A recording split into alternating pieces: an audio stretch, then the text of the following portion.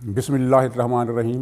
محترم ناظرین السلام علیکم۔ آج کا موضوع ملکی سیاست کے بجائے ایک عالمی واقعے پر ہے اور اسے ہم اپنا پڑوس بھی کہہ سکتے ہیں۔ پڑوسی صرف وہی نہیں ہوتا جسے ہم نیکسٹ ڈور نیبر کہتے ہیں، یعنی جس کی دیوار سے دیوار ملی ہوئی ہو، آس پاس کے 2-4 گھر بھی قریبی پڑوسی گنے جاتے ہیں۔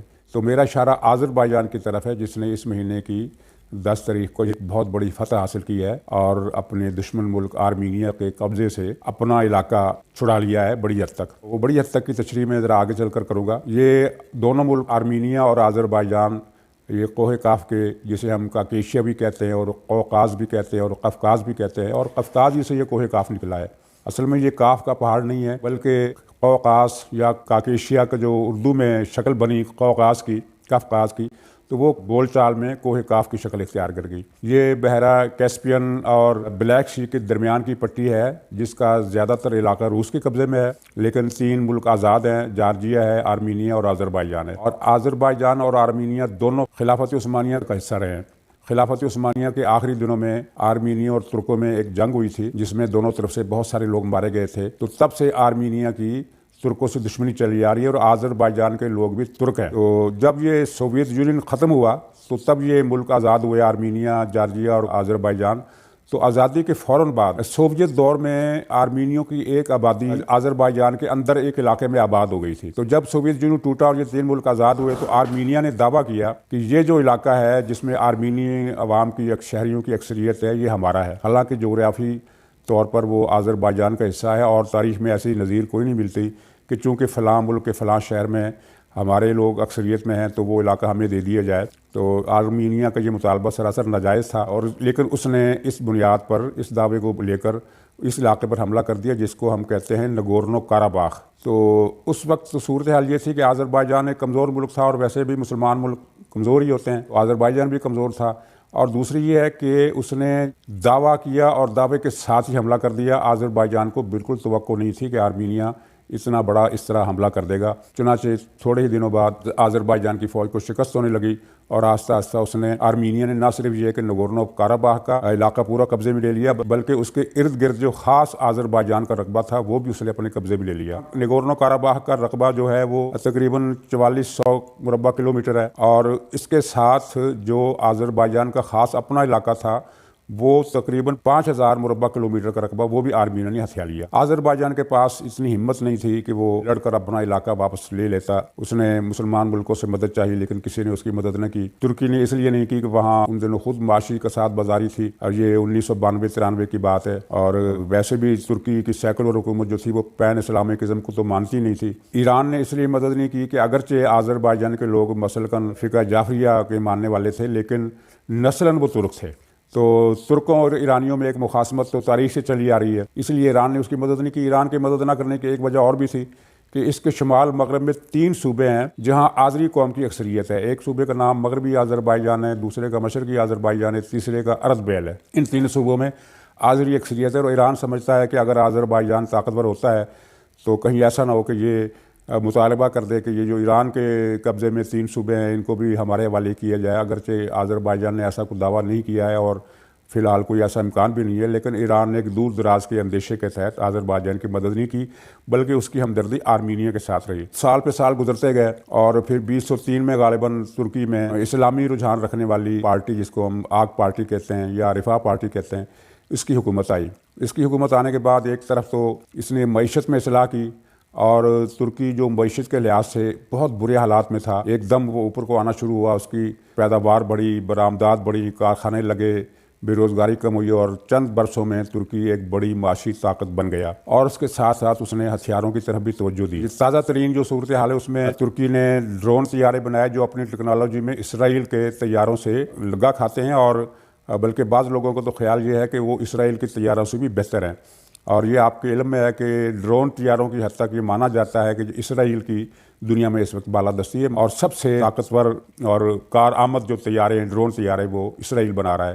تو ترکی کے طیارے اگر اس سے بہتر نہیں ہیں تو کم سے کم ہم پلہ ضرور ہیں۔ یہ 2 سال پہلے ترکی اور آذربائیجان کے درمیان رابطے ہوئے، اور یہ فیصلہ ہوا کہ آذربائیجان اگر آرمینیا سے یہ علاقے واپس لے گا اور اس سلسلے میں کوئی جنگ ہوئی تو ترکی آذربائیجان کی مدد کرے گا۔ اور اسی سال 3-4 مہینے پہلے ترکی نے باضابطہ اعلان کر دیا کہ وہ آذربائیجان کی مدد کرے گا، اور اس کے ساتھ ایک دفاعی معاہدہ بھی کر لیا۔ چنانچہ 21 ستمبر کو آذربائیجان نے حملہ کر دیا اور آرمینیا کو پہلے الٹیمیٹم دیا کہ وہ ہمارے علاقے چھوڑ دے، لیکن ظاہر ہے آرمینیا اس خیال میں تھا کہ وہ آذربائیجان اتنی بڑی جنگ نہیں لڑ سکتا، اس نے الٹیمیٹم مسترد کر دیا، جس کے بعد آذربائیجان نے 21 ستمبر کو حملہ کر دیا، اور حملے کے پہلے 3-4 دنوں میں ہی جنگ کا رخ واضح ہو گیا کہ آذربائیجان فتح کی جانب ہے اور آرمینیا کمزور پڑ رہا ہے۔ حالانکہ آرمینیا کی فوجی طاقت آذربائیجان سے اب بھی زیادہ ہے، اس کی فوج کی تعداد 70-75 ہزار ہے اور 64-65 ہزار آذربائیجان کے فوجی ہیں۔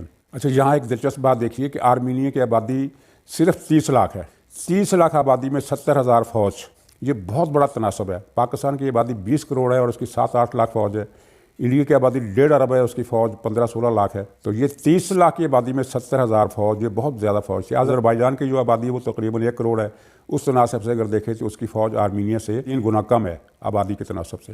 بہرحال جنگ ہوئی اور اس جنگ کا رخ موڑا ترکی کے ڈرون طیاروں نے، جو بڑی تعداد میں آذربائیجان پہنچا دیے گئے تھے۔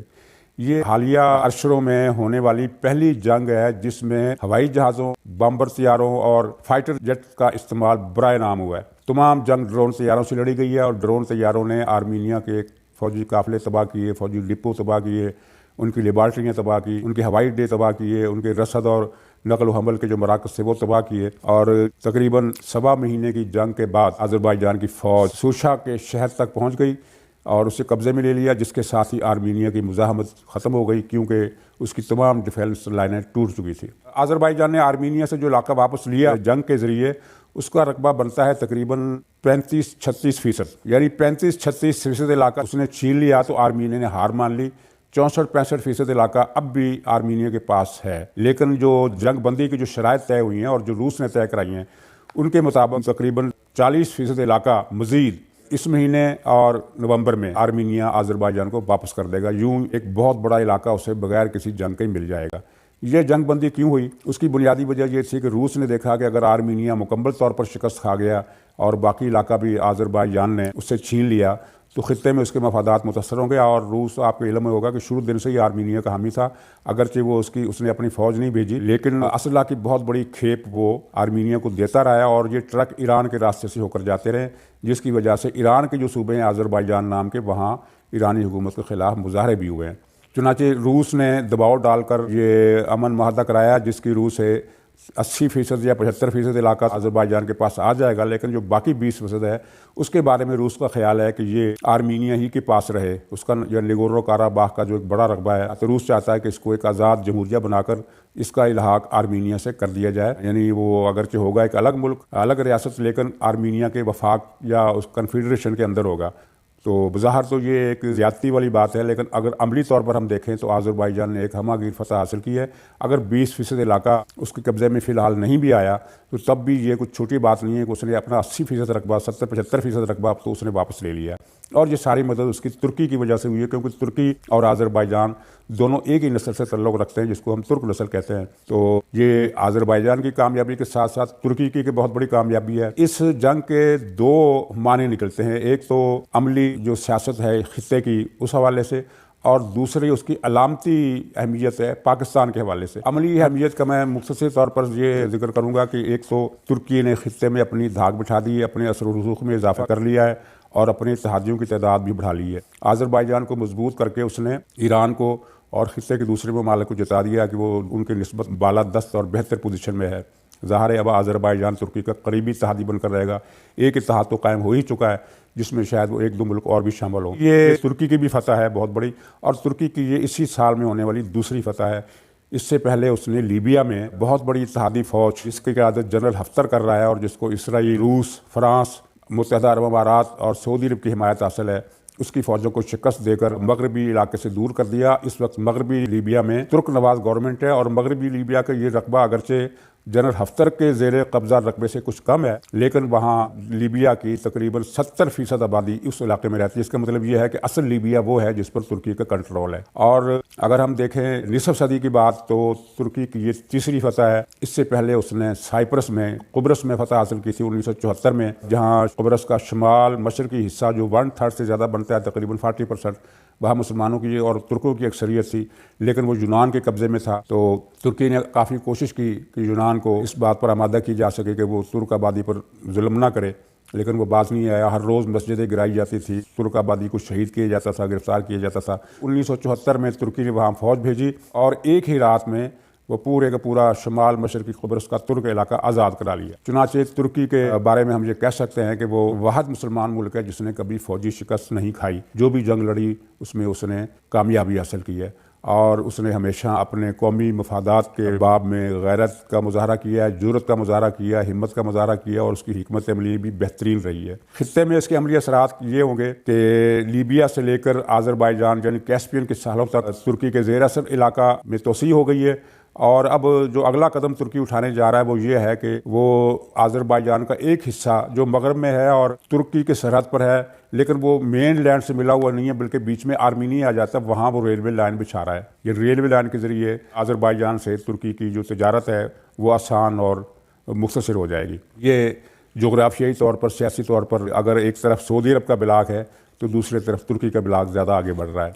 तो आखिर में मैं 2 सतरें कहूँगा अपनी इस मामले की हमारे हवाले से। एक जो अलामती अहमियत है वो ये है कि देखें जनाब, तुर्की ने और आज़रबाईजान ने अपना इलाका वापस लेने के लिए सब्र किया, लेकिन सरेंडर नहीं किया और उस पर कोई समझौता नहीं किया और मकबूजा इलाके की आज़ादी के लिए कुछ तराने नहीं गाए, कोई जुलूस नहीं निकाले, कोई जलसे नहीं किए, बड़े बड़े बड़के नहीं लगाई और वो जो हम किया करते हैं यौम यकजहती नहीं मनाया, एक दिन भी यौम यकजहती नहीं मनाया, बल्कि अमली मौका मिलने का इंतज़ार करते रहे और जैसे ही उन्हें अमली मौका मिला उन्होंने अपना हक़ वापस कर लिया। तो ज़िंदा कौमें अपना हक़ इस तरह लिया करती हैं, तराने गा कर नहीं लिया करती। खुदा हाफिज़।